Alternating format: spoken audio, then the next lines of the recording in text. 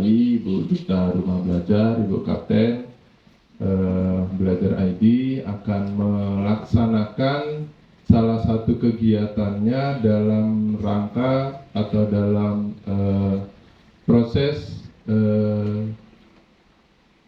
calon guru penggerak untuk Ibu Dona Yuliasari, yakni diseminasi budaya positif. Nah, nanti apa yang akan di-share, apa yang akan dibagikan oleh Ibu Dona, mari sama-sama kita simak.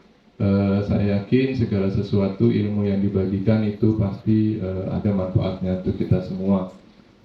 Selanjutnya langsung saja kami persilakan. Sebelum kita lanjutkan, Ibu Bapak, untuk mengambil hikmahnya untuk kegiatan kita hari ini, mari kita awali dengan pembacaan Ummul Quran. Minta tolong kepada Bapak Didi Santoso untuk memimpin. Terima kasih.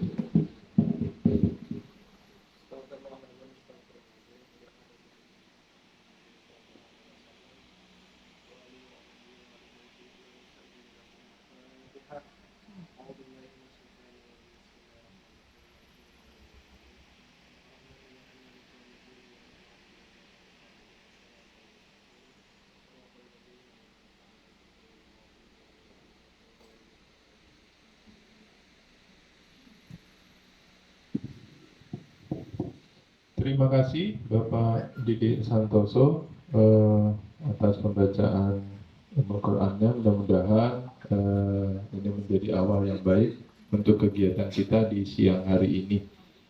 Selanjutnya kita langsung saja Ibu Bapak yang berbahagia, kita dengarkan penyampaian dari Ibu Dona Yuliasari. Kepada Ibu dipersilakan. Terima kasih Tante-nya udah ini mau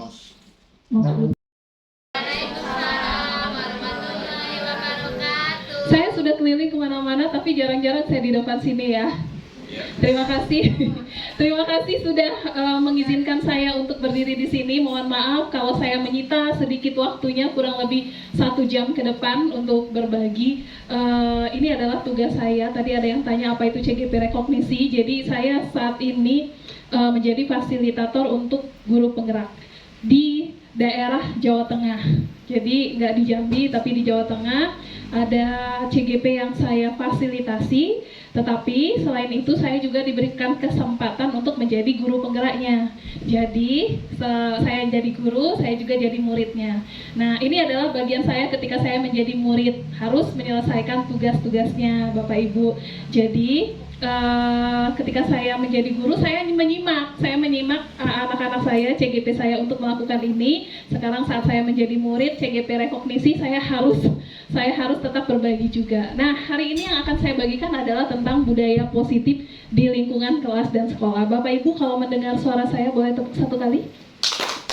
Oh, banyak yang nggak dengar suara saya sepertinya. Ya, Bapak Ibu kalau dengar suara saya tepuk 2 kali? Tepuk 3 kali? Banyak banget tepuk. Nggak fokus ya.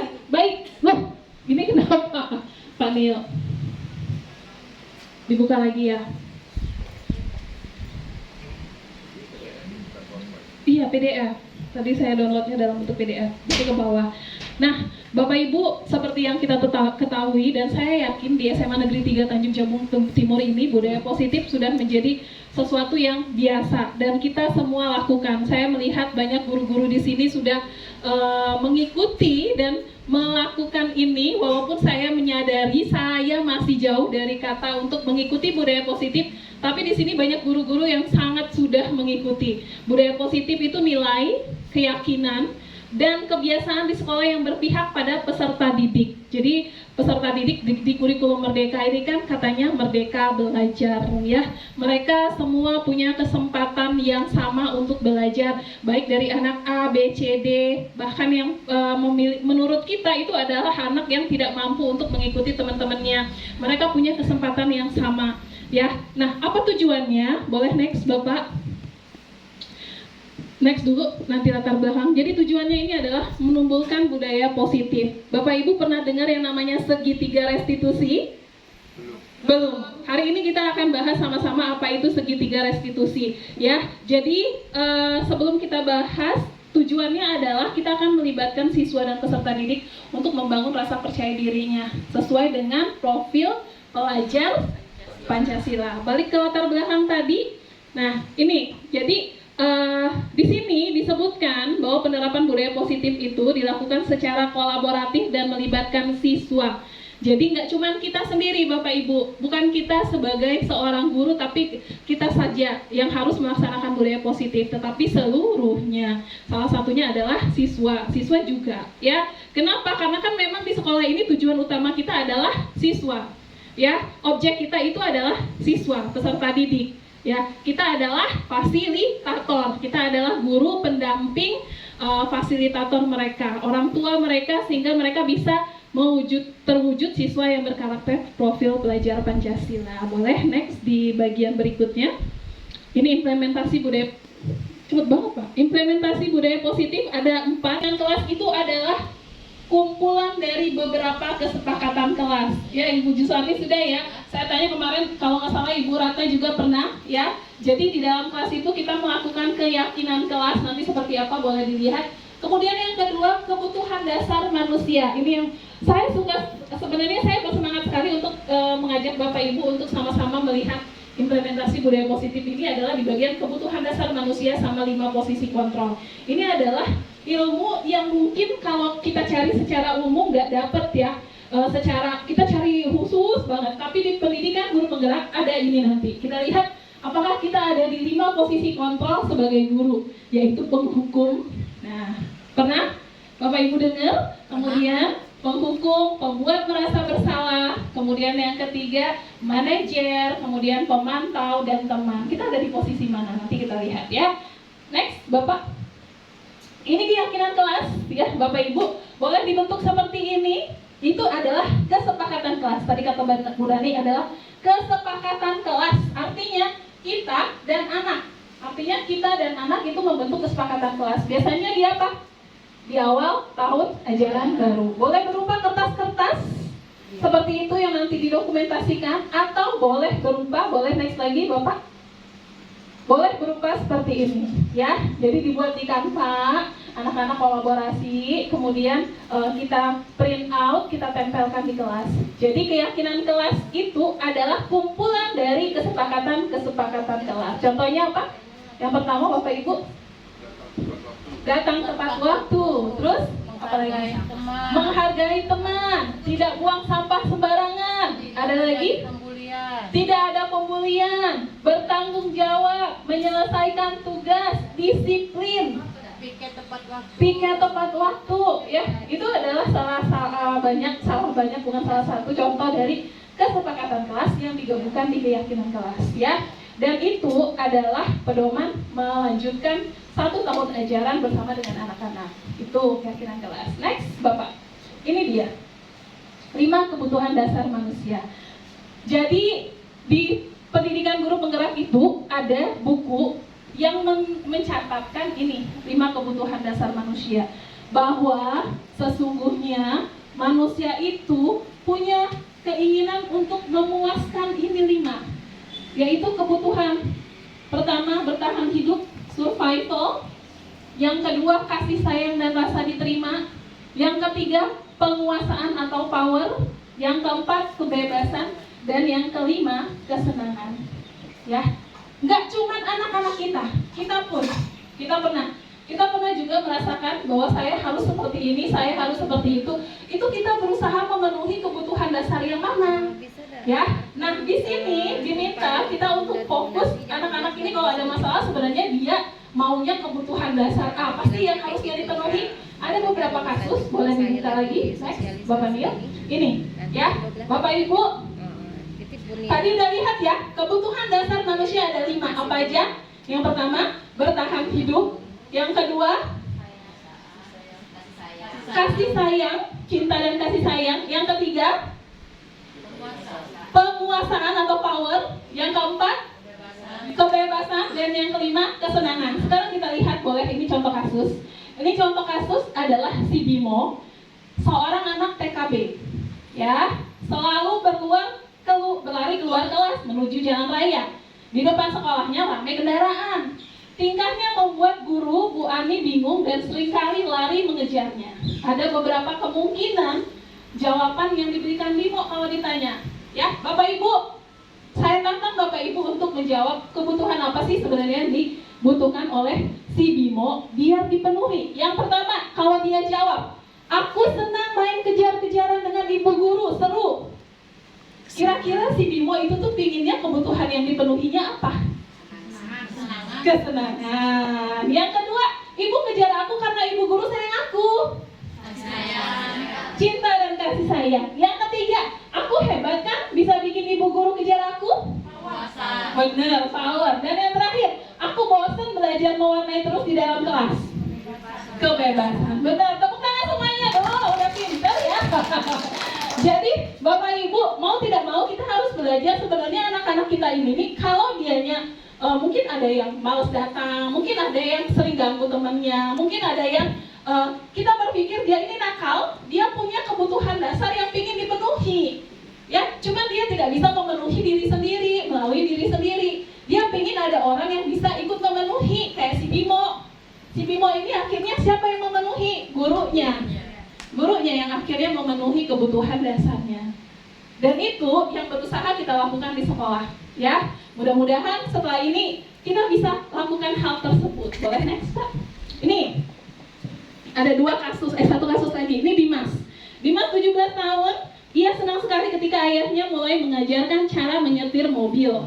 Setiap akhir pekan ia berlatih menyetir. Ia terlihat senang sekali berlatih sampai akhirnya ia bisa menyetir dengan baik dan lancar. Ketika ibunya bertanya pada Dimas, apa yang membuat dia ingin bisa menyetir mobil? Jawaban Dimas yang pertama, menyetir mobil itu seru. Kesenangan? Yakin kesenangan? Ada yang bilang power? Ya, kebutuhan apa, Bu? Kebutuhan semua, Bu. Kebutuhannya. Ada yang bilang power, Umi bilang power, kekuasaan. Ada yang bilang kesenangan, ada yang bilang kebebasan. Ayo, yang mana kira-kira?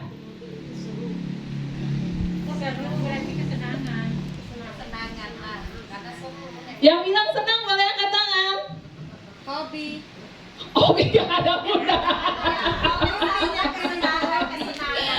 Oke, yang bilang senang tunjuk tangan.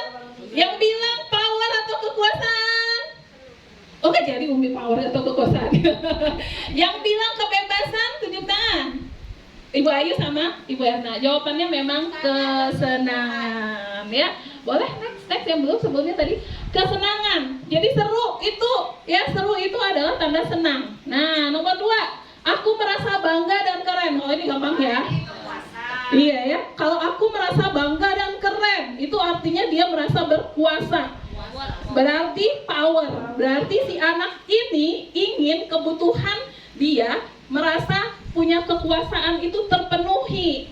Nah itu, jadi Bapak Ibu dari 5 kebutuhan dasar manusia ini, nanti ketika kita berhadapan dengan anak-anak, ketika kita melihat ada anak-anak yang mungkin di luar nalar kita, nanti kita tanya dulu nih sama dia, ya, kamu kenapa seperti itu? Nah, kalau dia maunya misalnya, kadang-kadang kan anak-anak ini nih jawabannya di luar akal kita ya. Kita lihat, oh berarti dia ini nih kebutuhan dasarnya itu tuh pingin dia apa sih? Disayang mungkin ya, cari perhatian, banyak kan yang kayak gitu ya. Saya merasa ada anak-anak kelas 10 yang seperti itu, yang kalau ini nih, Miss ini, Miss itu, ya kan? Oh ternyata dia ini nih kebutuhan dasar yang ingin dipenuhinya adalah rasa cinta dan kasih sayang. Mungkin di rumahnya dia kurang dapat gitu, ya. Nah jangan sampai mereka salah jalan karena tidak dapat kebutuhan dasar ini, di sekolah tidak dapat, di rumah tidak dapat, akhirnya dia salah jalan. Nah itu yang kita harapkan bersama-sama. Makanya diberikanlah kebutuhan dasar manusia ini di pendidikan guru penggerak. Itu Bapak Ibu ya. Oke, tepuk tangan semuanya. Nah, ini lanjut. Ini juga nih, ini seru nih. 5 posisi kontrol. Jadi, ini adalah penyetusnya Diane Gosen. Dia melakukan pendekatan restitusi yang disebut dengan 5 posisi kontrol. Apakah masing-masing kita berada pada posisi yang tepat menghadapi anak-anak? Boleh next? 5 posisi kontrol itu saya tandai 2 merah, 3 hijau. Artinya posisi kontrol negatif itu yang merah. Penghukum sama pembuat rasa bersalah. Ya. Yang kedua itu posisi kontrol yang hijau itu teman, pemantau sama manajer. Sebaiknya ya kita berada di posisi yang hijau.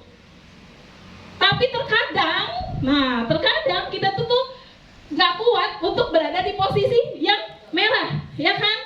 Nah, memang sudah sewajarnya kadang-kadang kita merasa seperti itu. Tapi kita belajar terus, kita berusaha biar kita ada di posisi yang hijau. Boleh next, ada contohnya, ada kalimatnya. Nah, kita lihat sama-sama. Soal nomor 1. Saya kecewa dengan kamu. Ini posisi kontrol yang mana ya? Saya kecewa dengan kamu. Yang merah yang mana ya? Membuat rasa bersalah. Yang pertanyaan kedua, kalau kamu tidak melakukannya, saya akan titik-titik. Menghukum ya, jelas ya. Lanjut, ya sudah, nanti kita diskusikan solusinya bersama-sama. Hijau yang mana? Teman, benar ya, teman. Dan yang terakhir, apa konsekuensi atau sanksinya? Hijau, dia hijau tetap, tapi dia berada posisi manajer. Manajer itu suka nanya, kamu kenapa tadi malam kamu kenapa nggak ngerjain tugas? Saya tadi malam tidur, Bu. Kenapa kamu tidur? Saya tidurnya karena kecapean kerja, Bu. Kamu kerja di mana? Nah, itu kita nanya terus, ya kan? Nah, itu adalah posisi yang bagus, yaitu posisi manajer. Kita nanya terus sampai ketemu solusinya. Jadi kita kamu nggak ngerjain tugas, ya sudah, kamu saya hukum. Nah, itu enggak. Kita tidak ada di posisi itu. Dan saya yakin guru-guru di sini semuanya sebenarnya ada di posisi yang hijau. Cuma kadang-kadang itu tuh kelewatan. Jadi sedikit ke yang merah. Nah, Bapak Ibu, ada yang bisa kasih contoh untuk yang teman. Contoh kasus pernah menghadapi yang teman. Mungkin boleh cerita. Ibu Cahaya yang paling sering mungkin ya. Silakan Bu Cahaya. Lagi memikirkan apa ya? Interogasi ya. Nih. Jadi yang dari kasusnya? Yes, posisi teman. Oke, kalau untuk sebagai teman itu tidak usah disebutkan namanya. Jadi anak tersebut dikatakan sering bolos. Nah, jadi saya panggil, terus saya tanya, kenapa kamu bolos di jam pelajaran guru tersebut? Saya bilang gitu. Terus dia jawab, nggak apa-apa Bu, awalnya seperti itu. Jadi lama-lama saya tanya lagi, ya tidak mungkin kita melakukan sesuatu kita tidak tanpa alasan. Jadi dia jawabannya karena saya kurang suka sama guru tersebut katanya. Terus saya tanya lagi apa alasannya, akhirnya dia ceritalah karena guru tersebut pernah memarahi dia, terus pernah menyinggung hatinya katanya seperti itu. Akhirnya kami carilah, saya berikan gambaran apa akibatnya kalau dia tetap melakukan hal itu. Dan dia pun saya tanyai, kira-kira kalau kamu melakukan ini terus, apa yang akan berdampak kepadamu? Jadi dia menceritakan kalau saya tetap bolos Bu, nilai saya nggak akan ada sama guru tersebut, saya tidak akan diberi nilai. Terus ya guru tersebut akan makin tidak suka dengan saya, seperti itu yang disampaikan. Jadi setelah kami berdiskusi, saling bercerita, kira-kira kalau dia tetap lanjut dengan apa tingkah lakunya yang sekarang, apa akibatnya. Setelah itu akhirnya kami menemukan solusi bahwa dia berpendapat kalau saya tetap seperti ini maka tidak akan ada akhir yang baik. Jadi dia akan berubah dan akan menerima dan memaafkan apa yang sudah terjadi sebelumnya. Itu sih menurut saya. Terima kasih. Baik, terima kasih Bapak Ibu, tepuk tangan untuk Ibu Cahaya. Kalau guru BK udah biasa ya kayaknya ya. Karena itu yang dihadapi dan itu sudah menjadi makanannya. Ada guru-guru yang lain yang pernah berada di posisi teman? Wali kelas. Ibu Yati.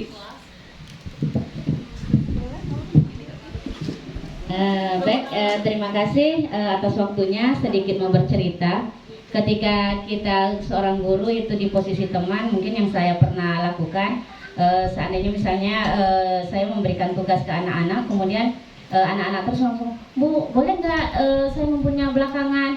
Bu, boleh nggak seperti ini? Kemudian kita dengan anak-anak itu, maksudnya terkadang apa yang kita sampaikan ke mereka, mereka merasa dekat dengan kita. Atau misalnya ketika bertemu mereka, Bu, saya mau curhat dong, seperti itu, dan menyampaikan keluh kesah mereka atau misalnya permasalahan mereka dengan kita, terasa lebih dekat seperti itu. Mungkin kalau menurut saya begitu di posisi teman. Jadi tidak ada batasan bahwa ini guru saya loh, tapi dia menganggap kita sebagai teman, dan ini mungkin juga agak berefek juga sih belakangnya seperti itu. Terima kasih Bu Yati, boleh tepuk tangan untuk Bu Yati. Benar sih Bu Yati, jadi kadang-kadang dilema ya, posisi kontrol teman itu tuh sangat membuat dilema untuk guru. Karena kadang-kadang anak kita ini nggak tahu diri ya. Dianggapnya kita teman ya, terus kita diinjak. Nah, itulah yang dimana kita harus bisa menempatkan posisi itu. Ya, teman itu posisinya pada saat apa sih? Ketika dia lagi curhat, kayak tadi Bu Yati kita dengarkan. Oke, itu kita posisinya teman. Ya, tetapi ketika kita sudah mulai berdiri di depan, ya, kita mulai menyampaikan materi, itu kita nggak bisa lagi posisi kita sebagai teman, ya. Artinya kita bisa di pemantau atau manajer, ya. Nah, dan posisi kontrol ini serunya Bapak Ibu nggak cuman kita hadapin di sekolah. Kita pasti pernah merasakan posisi-posisi kontrol ini di kehidupan kita sehari-hari, mungkin di rumah ya, mungkin dengan anak-anak kita. Ini kadang-kadang saya suka nggak sadar, saya suka membuat si Ratu merasa bersalah, tuh akan Ratu kan, nah, ya. Padahal sebenarnya itu nggak boleh ya kan, anak-anak membuat rasa bersalah, malah ketika kita buat dia merasa bersalah, itu nggak ketemu solusi, malah dia jadi minder, malah dia jadi apa ya. Nah, jadi Bapak Ibu, 5 posisi kontrol ini yaitu penghukum, pembuat rasa bersalah, teman, pemantau, dan manajer. Memang harus benar-benar kita, oh iya ya, saya kan maunya sebagai manajer. Oh iya ya, saya sekarang maunya sebagai pemantau. Tapi kenapa saya membuat rasa bersalah? Nah, itu mungkin bisa jadi sebagai bahan kita untuk introspeksi diri ke depannya, bisa menjadi kita sebagai mungkin lebih sabar, ya, seperti Pak Antoninio yang sabar tidak ada habis. Itu luar biasa ya. Mungkin Pak Antoninio ini hijau terus kayaknya ya, nggak pernah merah ya kayaknya. Karena selalu saya nggak pernah lihat Pak Antoninio sampai, pernah ya? Oh pernah, ya, pernah menghukum anak Pak. Oh, yang nggak pernah mungkin membuat rasa bersalah ya Pak ya? Iya ya. Kalau penghukum mungkin pernah menghukum ya, tapi kalau pembuat rasa bersalah dia kalau bisa menyalahkan diri sendiri aja ya. Kalau bisa seperti itu keren ya. Terima kasih Pak Nio, menjadi orang yang sangat sabar kepada kami semua. Next Pak Nio, boleh? Nah, Bapak Ibu, ini segitiga restitusi yang kemarin saya simulasikan bersama dengan anak. Saya minjam anak kelas 12 IPA 2, Indah. Anak siapa itu? Siapa mamanya? 12 IPA 2, ada Bu Yati ya? Oh, saya kemarin minta Indah untuk simulasi segitiga restitusi bersama saya. Siapa tahu nanti Bu Yati, ini anak saya, kenapa? Gitu ya. Jadi, segitiga restitusi itu apa? Proses menciptakan kondisi bagi murid untuk memperbaiki kesalahan mereka sehingga mereka bisa kembali pada kelompok mereka. Ibaratnya gini, kalau dia merasa bersalah, ya, semakin kita bikin dia merasa bersalah, itu gak ketemu ujungnya, solusinya. Maka si dosen itu memiliki, dan ini dipelajari oleh semua guru penggerak, yang namanya segitiga restitusi. Kalau di BK ada segitiga restitusi. Nah, tahapannya seperti apa? Boleh next? Jadi ini, tahapannya itu adalah menstabilkan identitas, validasi tindakan yang salah, menanyakan keyakinan. Jadi mungkin ini bisa kita terapkan juga nanti ketika kita memanggil anak, ketika mereka ada membuat kesalahan, ya, kita nggak langsung ujuk-ujuk kita kasih hukuman, tapi kita terapkan segitiga restitusi. Itu yang pertama, menstabilkan tindakan. Pertanyaannya seperti apa? Kamu tentu punya alasan mengapa melakukan itu, ya.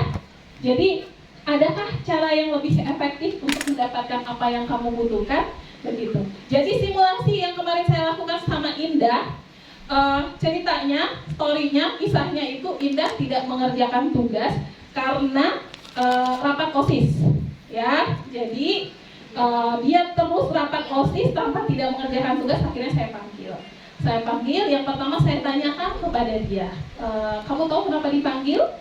Gitu, ya. Tahu, Miss. Kenapa tidak mengerjakan tugas? Baik. Nah, berarti itu yang pertama udah ya. Dia udah tahu kesalahannya. Kemudian kita sampaikan, nak, kita bilang, kita tahu bahwa semua manusia itu pasti sering bikin kesalahan. Kamu juga sudah menyadari kesalahan kamu apa, ya. Nah, sekarang menurut kamu apa yang kamu lakukan itu salah atau benar? Validasi tindakan, ya. Kemudian kenapa kamu melakukan itu? Ya, itu validasi tindakan. Ya, jadi ada pertanyaan-pertanyaan yang tidak kita langsung ujuk-ujuk kamu salah, ya, enggak, tidak ada kata kamu salah, tidak ada di situ. Jadi sampai yang terakhir menstabilkan identitas itu adalah kita tanyakan keyakinan sama si anak ini. Kamu tahu kan ya, kalau kita punya keyakinan kelas, kita kesepakatan kelas adalah mengumpulkan tugas, ya Miss. Oke, sekarang kalau kamu tahu apa yang harus kamu lakukan berikutnya.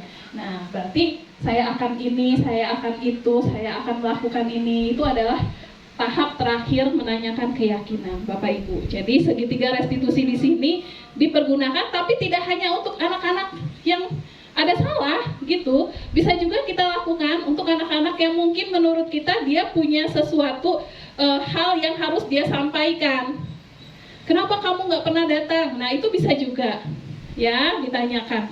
Ini segitiga restitusi. Dalam teorinya seperti ini, ya. Mudah-mudahan nanti pada prakteknya kita juga bisa seperti ini, tapi belum tentu, ya. Ada beberapa hal yang kadang-kadang membuat kita itu lepas dari ini dan lupa. Tapi kalau misalnya kita sudah pernah dengar, kita sudah pernah, oh ini udah pernah disampaikan, mudah-mudahan ada lah nyangkut dikit-dikit ya Bapak Ibu ya.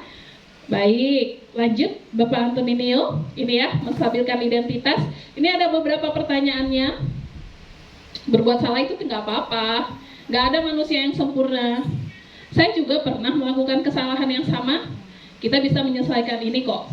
Bapak Ibu tidak tertarik mencari siapa yang salah, tapi Bapak Ibu ingin mencari solusi dari permasalahan ini. Kamu berhak merasa begitu. Apakah kamu sedang menjadi teman yang baik buat dirimu sendiri? Itu tahapan menstabilkan identitas. Ya, nggak cuman bisa dilakukan di sekolah, ya, Bapak Ibu di kelas bersama anak-anak kita juga bisa lakukan di rumah dengan adik, dengan suami, dengan anak, mungkin ya. Next, menstabilkan identitas, validasi tindakan yang salah. Ini kalimat-kalimatnya. Padahal kamu bisa melakukan yang lebih buruk dari ini ya. Nah, pertanyaan retoris. Kemudian kamu pasti punya alasan mengapa melakukan hal itu. Kamu patut bangga pada dirimu sendiri karena kamu telah melindungi sesuatu yang penting buatmu. Ada nggak pernah Bapak Ibu kemarin kalau nggak salah saya baca berita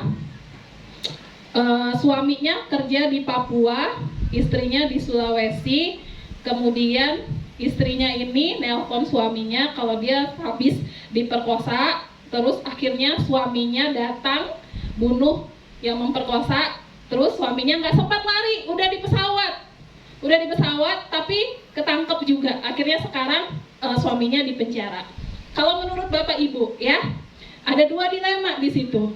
Banyak sekali, padahal apa yang dilakukan membunuh orang itu tuh adalah sesuatu yang jahat, tapi banyak yang membela dia. Kenapa? Banyak yang sangat, saya baca netizen itu tuh tidak ada satupun yang menghujat dia. Netizen itu tuh semuanya kamu hebat King, ini mahkotamu gitu, ini apa segala macam. Menurut Bapak Ibu kenapa? Kalau kita berikan pertanyaan kayak gitu, segitiga restitusi sama si pembunuh itu, ya kita sampai pada posisi bahwa dia melakukan apa? Perlindungan, pembelaan terhadap istri. Dia membela harga dirinya, martabat dia. kehormatan dia ya. Dan ya itu. Jadi makanya banyak yang kalau saya di posisi itu juga saya seperti itu gitu ya. Nah, dan kalau misalnya sampai ada yang bilang itu kalau si pria itu di penjara pasti dia jadi ketua penjara, ketua geng di dalam itu ya. Karena orang tunduk ya sama dia ya. Jadi kadang-kadang Bapak Ibu ketika kita melihat padahal kasusnya itu tuh membunuh sampai menghilangkan nyawa. Tapi kalau kita sudah menerapkan segitiga restitusi itu, kita jadi tahu bahwa di sini orang ini nih dia membela, dia melakukan dia tidak validasi tindakan yang salah, tapi dia membela keyakinannya. Ya, nah jadi sering sekali kita ketemu kasus-kasus yang seperti itu ya. Sekarang yang lagi viral juga si Mirna. Sudah nonton? Oh, nonton lah Bapak Ibu, kasihan mamanya. Mamanya si Jessica itu kasihan. Jadi, apa? Baru nonton wawancara sama mamanya Jessica. Oh, sama Jessicanya ya. Mamanya Jessica itu sampai nangis-nangis. Mirnanya udah mati. Bangkit dari kubur. Mirnanya udah mati. Bangkit dari kubur. Bapaknya Mirna mungkin, ya. Jadi apa? Sianida. Iya, sianida. Bapak Ibu tahun berapa ya itu ya? Tahun berapa waktu itu tuh ya? Bapak Ibu dulu percaya si Jessica yang membunuh?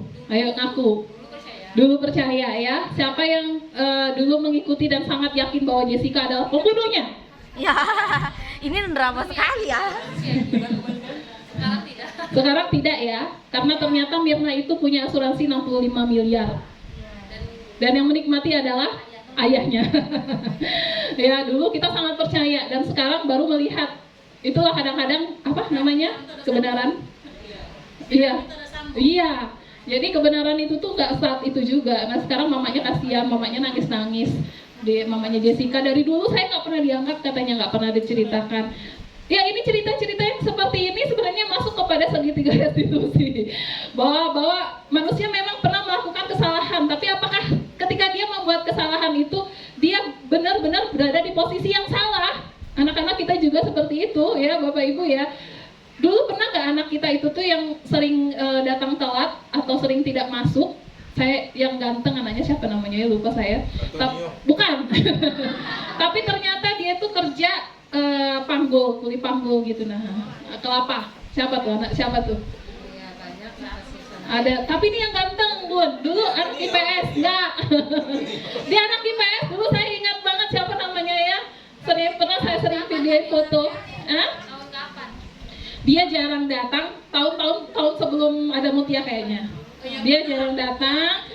Terus dia kadang kalau datang suka terlambat, di kelas itu tuh kadang-kadang tidur, ya ditanyain kenapa, ternyata dia kuli panggul.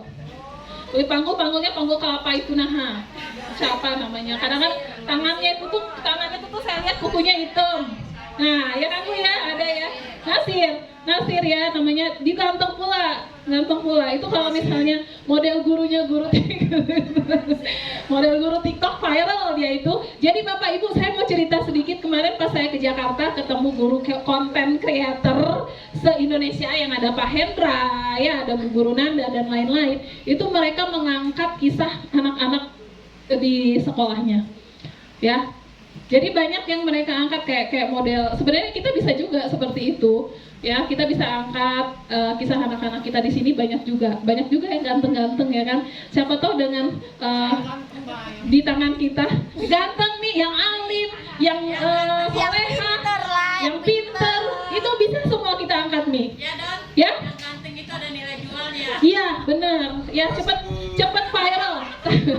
Tapi ada juga nih yang enggak. Kita dulu punya anak kita Mirna, ya kan? Nah, itu bisa banget diangkat. Jadi Bapak Ibu tidak melulu TikTok itu, Bapak Ibu semuanya punya TikTok? Nah, kan tidak melulu TikTok Bapak Ibu itu tuh kita cuma scroll video atau kita belajar. Sudah tutup. Tadi malam terakhir katanya hari ini, tapi tadi saya buka masih ada. Bapak Ibu bisa upload cerita-cerita baik. Itu namanya berbagi praktik baik. Cerita baik yang sudah Bapak Ibu lakukan. Kayak Bu Irma itu banyak banget praktik baiknya. Tapi tidak didokumentasikan seperti itu. Ya, bukan tujuannya kita untuk pamer, tapi kita tujuannya untuk menginspirasi. Apa yang kita lakukan sedikit, ya. Kalau dilihat orang sama seperti ini, katanya butterfly effect. Bapak Ibu pernah dengar butterfly effect? Jadi kepakan sayap kupu-kupu di hutan Amazon itu bisa menyebabkan badai di Indonesia. Itu namanya butterfly effect. Sekecil apapun yang Bapak Ibu lakukan kebaikan, kalau itu berpengaruh pada salah satu guru di luar sana, ya, itu bisa menjadi kebaikan yang terus mengalir kepada Bapak Ibu. Nah, jadi kalau Bapak Ibu punya kebaikan, punya praktik baik yang dilakukan di kelas, itu berbagilah.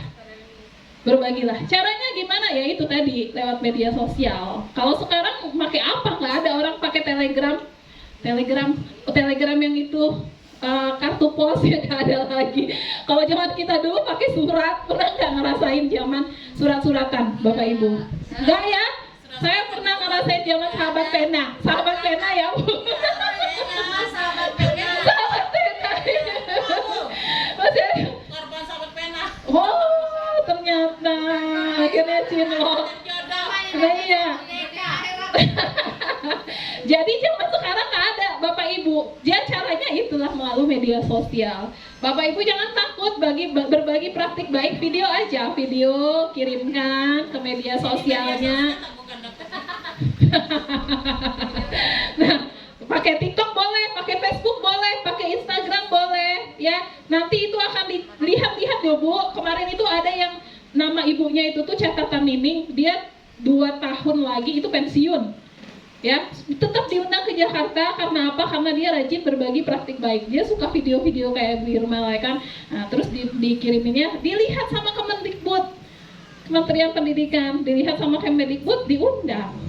Gitu. Berarti artis boleh lo buat dia. Ada, ya boleh Umi. Nah, iya itu yang hal-hal yang seperti itu tuh. A Day in My Life atau cerita dari Nipah Panjang, cerita dari daerah desa ini. Ya, itu luar biasa, Bapak Ibu. Kita udah sejam belum ya? 45 menit baru ya. Next. Validasi menanyakan keyakinan. Nah, ini sudah tadi Bapak Ibu, apa yang kita percaya di keyakinan kelas atau sekolah kita punya enggak sekolah kita nih keyakinan sekolah? Itu apa namanya tuh? Di buku saku itu keyakinan. Bisa jadi itu. Apa itu? Peraturan ya? Lebih kepada peraturan ya, bukan keyakinan ya. Kalau keyakinan itu kalimatnya lebih positif, bukan tidak boleh. Nah itu tidak boleh.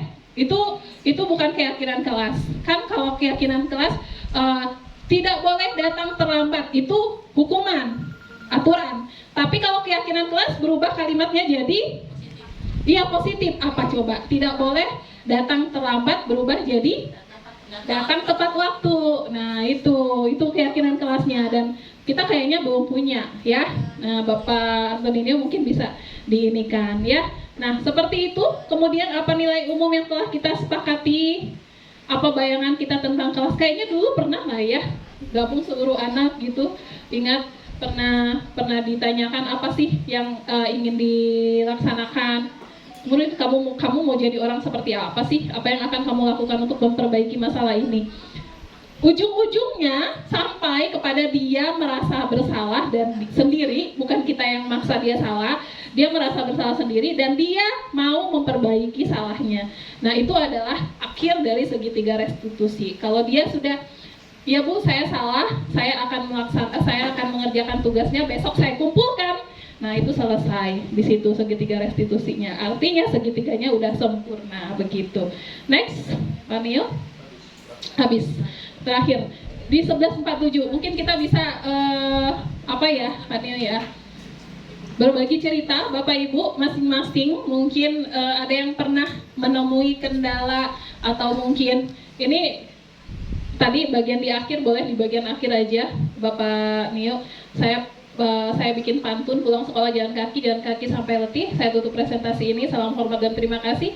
Gentala Rasyi ada di Jambi, di waktu malam warnanya sungguh indah. Sekian presentasi ini, semoga tidak ada yang bertanya. Tapi saya harapkan sekarang ada yang bertanya, karena kita masih ada waktu.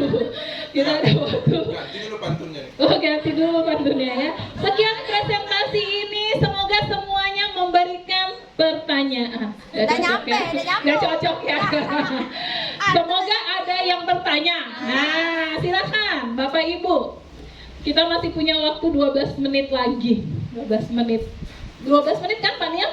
Iya, silakan. Bu Irma. Boleh ke sini Bu Irma. Bu Irma boleh ke sini biar pakai mic dan di-shoot. Bagaimana caranya Di sini aja share ke Minta ke sini media sosial? Bagaimana caranya bikin akun TikTok? Iya. Nanti Bu Irma FYP. Gak apa-apa.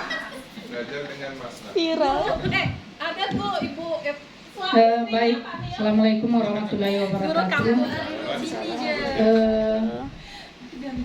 Ada satu pertanyaan saya ini Miss, menyangkut masalah kendala saya di kelas tentang anak-anak yang saya tidak tahu apa masalahnya, tetapi dia misalnya langsung tiba-tiba, misalnya kan sudah ada kita temu juga anak kita yang langsung tiba-tiba berhenti tanpa tahu sebab dan sababnya. Nah, setelah ditelusuri ternyata anak itu ada dibully. Nah, kebetulan juga di kelas saya ada yang seperti itu, dan kemarin orang tuanya ada. Beruntung saya cepat sigap untuk langsung ke rumahnya untuk menanyakan, dan kebetulan kan alasannya sakit, sehingga saya cepat datangi, kemudian tanyakan apa sebabnya. Alhamdulillah sekarang sudah masuk kembali. Nah, kalau seandainya di lain waktu atau di hari-hari berikutnya ada anak yang seperti ini, kita tidak tahu apa tiba-tiba ini, apa kira-kira cara kita untuk ini? Tolong penjelasannya. Sekian, terima kasih. Terima kasih Bu Irma. Tepuk tangan dong untuk Bu Irma. Bapak Ibu, kalau ngomongin perundungan atau pembulian itu tuh saya langsung ingat anak saya. Ya, anak kita masing-masing, kita berada di sini ngurusin anak orang, anak kita itu tuh di sekolah masing-masing, ya kan? Ada kemarin baca Bapak Ibu berita anak kelas 4 melompat dari ini Lantai di Jakarta, Tangerang, Bekasi. 4 SD, ya Allah, saya langsung ingat Ratu. Kelas 4 SD melompat dari lantai 4 atau lantai 2? Lantai 4 SD melompat dari lantai 4, meninggal di tempat. Iya, pembulian. Itu kasus pembulian. Jadi pembulian ini nih momok banget. Makanya itu kalau di program guru penggerak namanya adalah 3 dosa besar di sekolah. Salah satunya adalah pembulian, perundungan. Ya, dan itu nggak bisa, Bu. Ibu, kita dulu pernah punya anak yang seperti itu, cewek. Siapa namanya ya? Anak IPS. Dia setiap ini selalu terkucil, selalu diajakin sama temennya. Siapa? Bukan Mirna, bukan. Wina Agustin. Ya. Nah, sekarang sudah.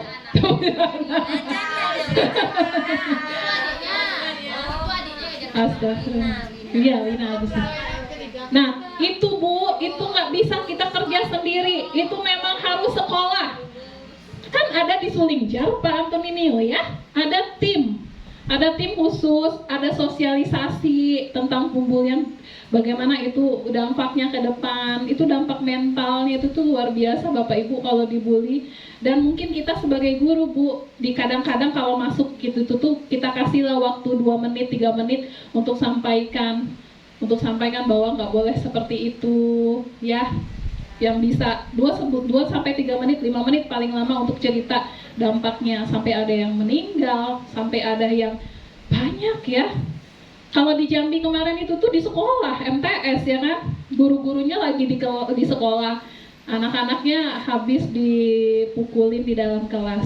Kita bersyukur, kita alhamdulillah kita belum pernah seperti itu ya. Kita belum pernah, ya Bu? Belum pernah melihat, tapi mungkin ada. Pembulian secara verbal, iya itu yang paling banyak. Anak-anak kita kan mulut-mulutnya ya. Nah, body shaming, benar, body shaming ya, itu si anak siapa yang gemuk kemarin, yang tarik tambang. Pandi itu juga sering tuh, ya. Itu di body shaming sama kawan-kawannya, apalagi dia tuh kan agak ini anaknya ya, Jadi ada ya lebih banyak game ceweknya kayaknya ya. Jadi sering dibully sama teman-temannya. Nah, Bapak Ibu, itu tidak menjadi tugas kita sendiri, tugas kita sama-sama. Kalau misalnya terjadi hal seperti itu sudah harus diserahkan sama pihak sekolah. Mungkin juga BK ada layanan khusus untuk menyampaikan, ya kan, 1 jam pelajaran untuk itu. Ya, jangan sampai ada yang paling parah kalau mulut itu tuh sampai kapanpun, ingat Bapak Ibu, sampai kapanpun dia mau sudah tua sampai dewasa itu tuh, itulah ingatnya. Pernah ada Bapak Ibu mengalami pembulian waktu sekolah? Tidak pernah. Zaman dulu dengan sekarang tuh beda. Beda ya Mi. Kalau zaman dulu tuh tidak ada pembulian, cuman bedanya ngato-ngatoin ya. Nyebut nama bapak. Bahasanya bukan bully. Anaknya masih istilahnya tuh lebih keren loh. Kalau sekarang ya, kalau sekarang istilahnya pembulian. Bener. Kalau dulu ngato-ngatoin ngejek, ya. Tapi kita pun kalau orang dulu kita merasa itu kawan, ngejek sudah sebatas itu selesai. Nah, kalau sekarang ini kan anak-anaknya itu adalah generasi Z. Generasi milenial yang orang bilang strawberry, yang lemah, melehoy, marah dikit baper ya kan? Semuanya masuk ke hati, semuanya dibikin ini perasaan. Kayak kamu cuma dimarahin sama ibu guru sebentar itu tuh sudah masuk ke Facebooknya ya kan? Sudah masuk ke statusnya. Nah, itu anak-anak sekarang ini nih. Ya. Nah, sekarang tugas kita sama-sama yaitu tugas kita sekolah terutama. Itu pernah, kalau nggak salah saya ada sekolah ramah anak. Pernah dengar sekolah ramah anak ya kan? Nah, sekolah ramah anak itu tuh yaitu salah satunya poin pentingnya itu adalah mengagendakan sosialisasi anti bullying. Belum pernah kan? Belum pernah, tapi kemarin di Sulingjar dibikin sudah. Siapa yang ngisi Sulingjar? Ya, silahkan Bunda. Mungkin ini sedikit berbagi ya untuk sedikit berbagi Miss, bully masalah teman-teman di kelas. Kalau yang untuk si Wina dulu itu, entah kenapa dia merasa senang kalau saya yang berada di kelasnya. Padahal saya juga tidak punya cara yang istimewa loh buat dia. Hanya yang saya lakukan, saya selalu mendekati dia, punya perhatian yang agak lebih dibandingkan perhatian buat temannya. Nah, sehingga kalau ada apa-apa, dia mengadunya ke saya. Nah, dan pernah saya panggil orang tuanya, saya sarankan bawa ke SLB gitu. Nah, biar dia punya pendidikan khusus di sana, mungkin lebih bagus perkembangannya dan sebagainya. Nah, itu tahun kapan gitu ya. Kalau yang untuk sekarang juga saya temukan anak yang katanya bully di kelas, dan cara saya panggil anak yang suka bully temennya gitu. Saya panggil anaknya, saya cari dulu setelah saya ketahui oh anak ini yang sering ganggu temennya. Kemudian saya panggil, saya dekati anak itu ya. Saya lakukan sebagaimana dia merasa kalau saya ini bukan gurunya, saya temennya. Saya dekati dulu, saya rangkul dia, saya ajak bicara anak-anak yang ini tadi, yang ngebully temennya. Dia tidak mengaku awalnya, Bu, saya tidak membuli, Bu, saya gini, saya cuman bilang kamu seperti cewek, kamu kok diam terus, kamu gini-gini nih. Nah, tapi kan itu membuat temenmu itu kurang percaya diri, akhirnya tidak bisa bergabung dengan teman yang lain, saya bilang gitu. Dan setelah saya panggil, anak itu ada perubahan, alhamdulillah. Mungkin karena anak itu terlahir dari seorang guru juga, ibunya guru. Alhamdulillah sekarang saya dengar teman-teman tidak ada lagi yang membicarakan anak itu suka bully temennya, suka ganggu temennya. Anak Bu Sulai itu sekarang kan perlakuannya tuh lebih bagus dibanding di waktu awal-awal masuk. Dia suka mengganggu temannya. Ya itu tadi yang saya lakukan, saya adakan pendekatan dengan anak itu. Anggaplah saya temennya, jadi dia berbicara, mengeluarkan unek-uneknya itu menganggap kalau saya ini seperti temennya gitu. Nah, jadi saya bukan gurunya di saat itu, sehingga semua yang bisa disampaikan tersampaikan oleh anak yang suka bully temennya itu, Miss. Jadi alhamdulillah saya lihat yang ngebully itu jauh perubahannya, sudah lebih bagus, tapi yang dibully itu belum begitu kelihatan perubahannya. Terima kasih.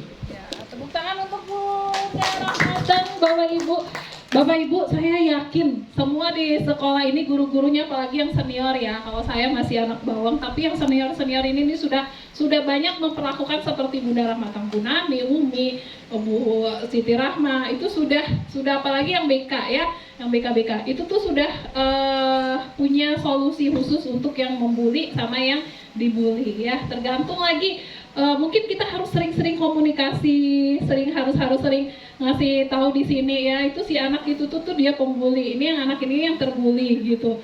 Nah Bapak Ibu, jangan sampai si anak ini nih merasa ada yang menganggap dia tuh biasa digituin ya kan, biasa itu biasa. Jangan pernah kita menganggap sepele kalimat pembulian, jangan pernah kita menganggap sepele itu.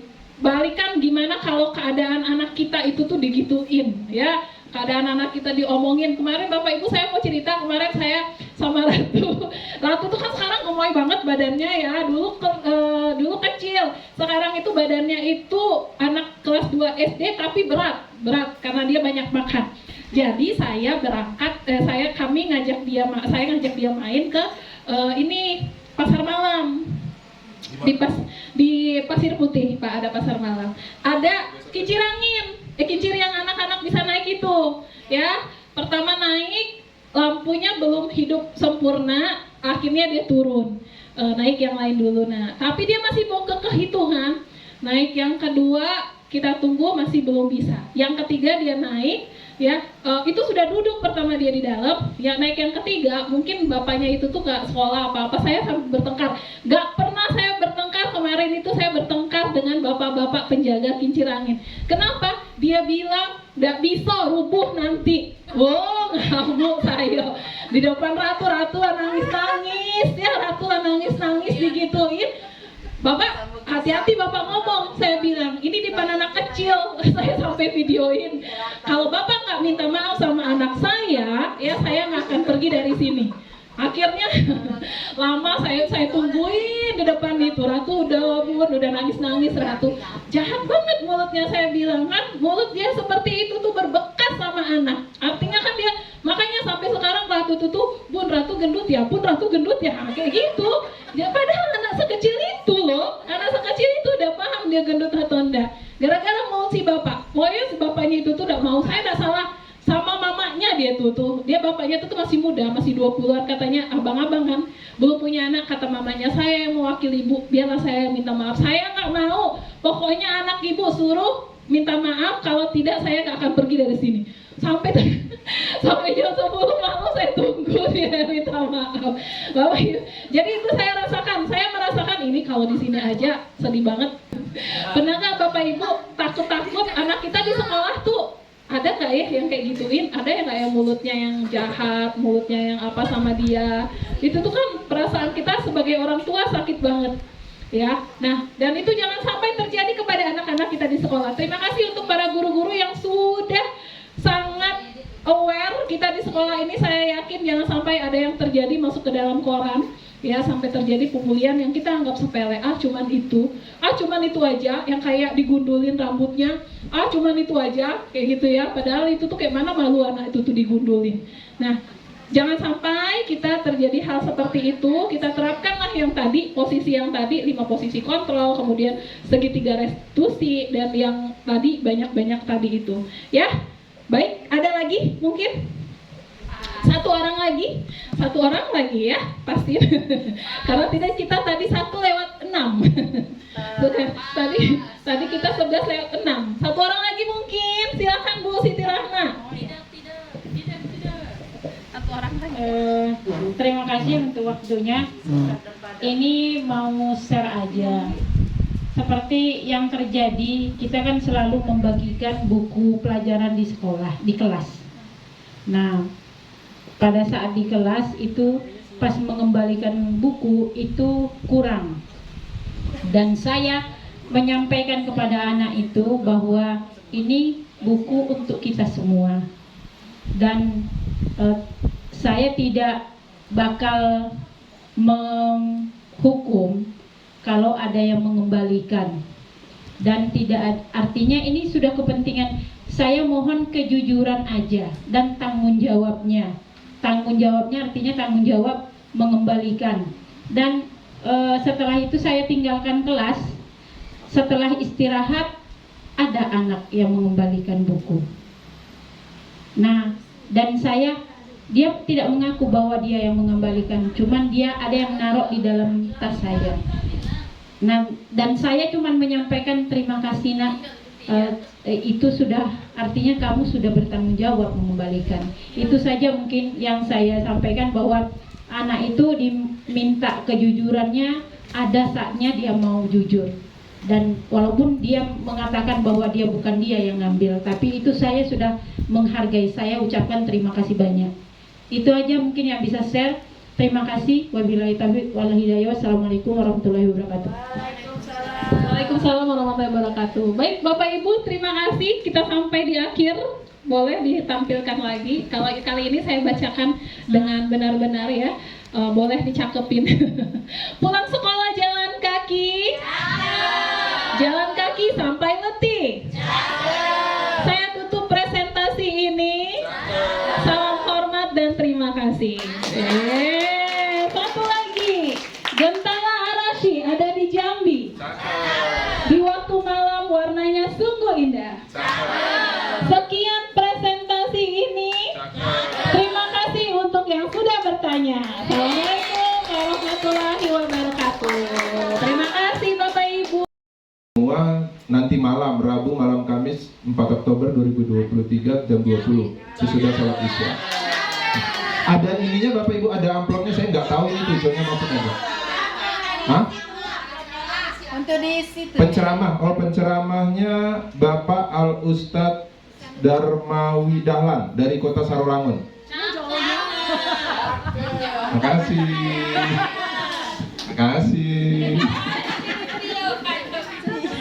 Mantap. Ya, ini saya nggak tahu ini gimana amplop apanya kemana ini, keperluannya gimana. Siapa ya? Mas, Mensos. Ke bendahara. Mensos. Ke siapa lah ini? Bendahara.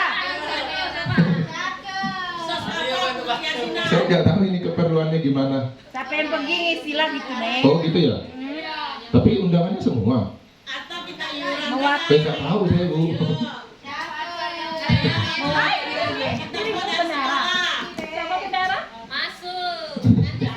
Ya, sosial Mas Didi.